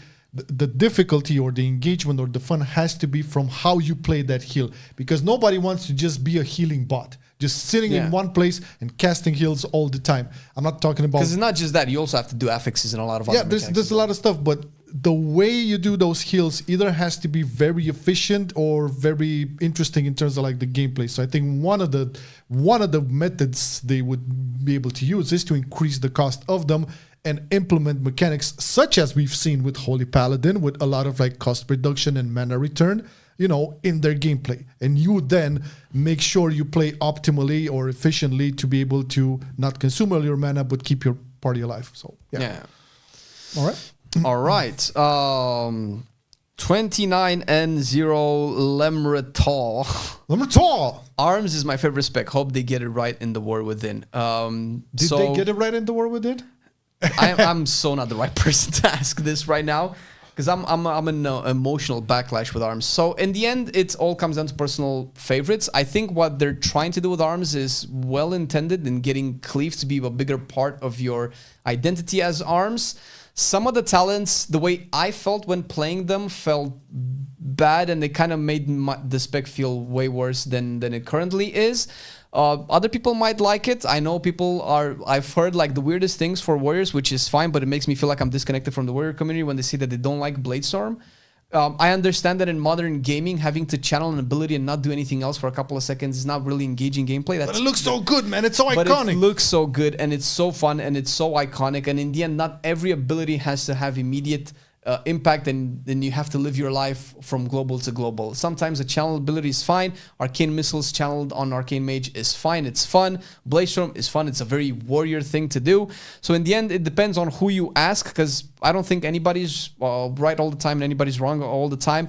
Personally, I'm not a big fan of the arms direction right now, considering that you have much better design melee specs. I'm not even going to go to Mage Design, but Windwalker and Red Paladin, however simple Red Paladin is, it works, and his talents make it do exactly what it needs to do. I feel like Warrior is lacking that, whether it is arms or Fury, so we'll see how it ends out in the end. Marlo Williams, you guys wouldn't have gotten here not knowing what you're talking about. Yes, that is very true. Yes. The amount of research that went into these 5 years is in like everything. Basically everything's. This is like what we're doing here right now. This show, it's not that research. This is the point of it, right? It's like dynamic, uncensored, unfiltered, everything like that. But when we do like a proper produced video, there's a lot of work in research being done over there. So thank you for that remark. We definitely pride ourselves in that. My problem isn't, again, so I hope I didn't came across differently than I wanted to, but I don't think we have a problem. I don't think we ever had a problem with criticism of any sorts. No. I think like the only time we had a problem with it is like, can you please tell me exactly where and what? Well, this just throwing out shit, is... And anybody can throw shade, and that's fine. I mean, the nature of us being public figures, and it's still not synced in, by the way, because I was very surprised by all of this, because I didn't realize how big our channel got until the point that we've had... And it's not really that big. It's okay. Not compared to others, but even so, like I didn't really register when you're like, oh, Marcelian is just misinforming everybody, because usually we used to have these like one-on-one, dude, you suck, just do this better, and they're like, okay, cool, we stopped sucking and we did better. It's fine. Mr. J says, I love your tier lists, they slap. I love you too, Mr. J. Appreciate the love. Love you, man. Deckers Nico says, I am thinking of maining Assassin Rogue, but I am on the fence. So is every. Where is Whisper? Where is Whisper when you need him? Oh, man. I think Assassination Rogue is an example of the opposite of what we said about Fire Mage, where it's getting buffed and people are like, but it's getting buffed. Does that mean it's getting better? I don't think the problem has ever been with... no. After the rework, Assassination felt really, really good. I don't think its core gameplay is that problematic. No. It's actually really good. It's really good. Yes, that's what I'm saying. The hero talents are the biggest problem. And if their solution right now is just to buff the shit out of it, then so be it. But it's still really cool to play. Are the buffs going to make you the meta spec? I don't think so. But are you going to settle with bullshit ass hero talents regardless of the path you take? I don't know. I wouldn't. That's what I'm saying. Yeah, that's the main problem, because there are a lot of specs and classes that play really well, but when you get to the hero talents, that's the main issue. And buffing them to just do more damage satisfies a lot of people who don't really care that much about the in-depth aspects of classes and specs, how well they play. They just want to do good at the end, and that's fine. I mean, it's you. You're playing the game. You're paying for it. You should enjoy the way you want to. We try to keep that type of content for when we actually have data on it to speak of. And right now, the pendulum swings so much from left to right, depending on these numbers. Like we've just seen 60% buff damage for Paladin. That's probably going to turn into like a 100% for sacred weapons, or like 120% nerf, I would imagine, unless we're just going to see a lot of Paladins in the War Within. You're probably going to see them. Yeah. Well, those are all the questions that we've missed while we were going over it. If anybody else has anything else that they want to talk about, we could go over a few more questions before we wrap it up. And Arja, if you're still there, you can take like the negative comments as well. It's fine. Don't filter out just the good ones. We can definitely have a discussion on those. Especially if they're like well argumented. Did we confirm the pre-patch at all? Did we talk about the pre-patch at all? We shall not talk about the pre-patch for now. It's fine. All right. We can save it for another time. Are there any other comments? Where do I put my comments? That's one way to do it.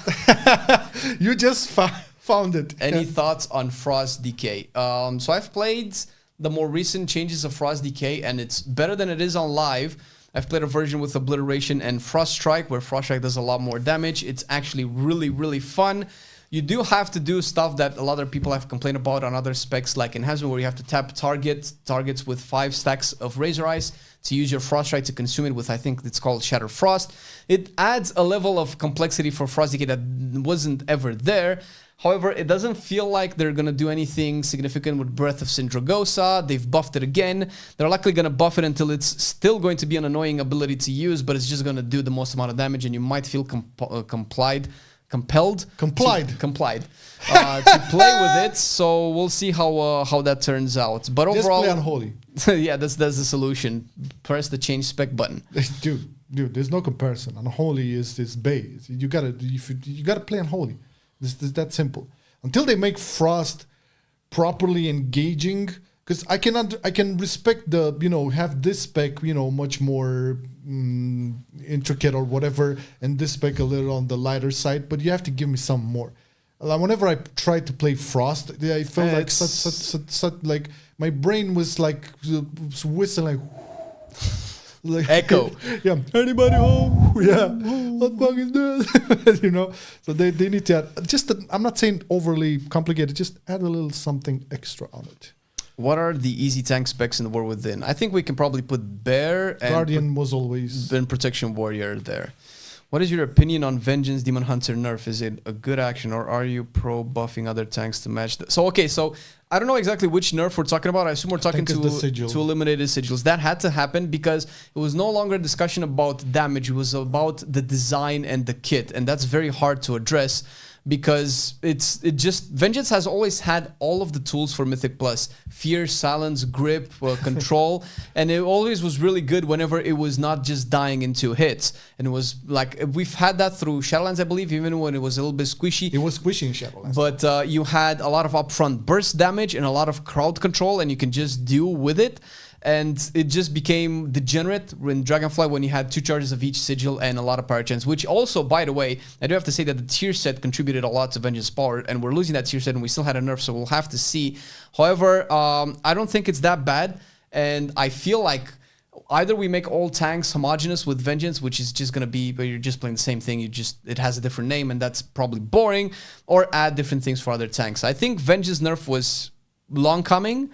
Hopefully it doesn't nerf it, well, it's not playable anymore, and they kind of tweak it and keep that in mind because it was still a fun spec to play. All right. That's it? Most of it, I think. Did they remove the second set of sigils? They kept the second charge of sigils only for Sigil of Flame, if I'm correct. Sigil of Flame. We'll see if that sticks up until the end. But yeah, this is. I think this is it. We're wrapping it up. We're wrapping it up. All right, cool. So I guess we covered like everything we have set up for ourselves here. Yep. Except the pre-patch thing, but. We will save that for another time. Oh, was that was on the title for the Twitch? That's what I'm asking. Well, I think we cover more interesting stuff because at the end of the day, the pre-patch thing was always going to have to be somewhere around the 30th of July. Yeah, the launch is not necessarily a secret. It's at the end of July, 30th. Yeah, 30th, so somewhere in that regard. 1st of August, 30th of July, 29th of July, something like that. Yeah. Well, thank you everybody for joining once again for the 5th episode of WoW Wrap Up. Remember, you can catch everything on the full VOD on our YouTube channel, or you can get some clips on the Marcelian&Flame channel, the different one. It's all in the description. The VOD is not going to be on Twitch though, so if you want to see anything about this or cut content from this, it's either going to be on YouTube. That's for sure. Thanks Arja for helping out with the comments and all of that, and everybody who joined in. We shall catch you next Thursday, I believe. Yes, next Thursday. Same time, same place. Yeah, but what is same time, same place? Flame, do you remember? I listen. It's the same. It's 10 a.m. PST. It's this hour -2, wherever you are in the world. Okay. It's 10 a.m. PST and 7 p.m. CET. So that's every Thursday with this whole live show here, and I think this is like how we're gonna do it. So we're gonna ramble for 1 hour and a half, 2 hours, and then take your hopefully comments. Talking about the Shaman rework. Oh yeah, if that's gonna come, definitely gonna be a big show. Definitely spicy. All right, everyone. Catch y'all tomorrow morning on the stream. We're gonna be playing more keys and affixes. Playing melees for tomorrow. Yes. Melee DPS for tomorrow. So catch Flame live over there. Bye. Right, take it easy. Bye bye. Let me put this on. Where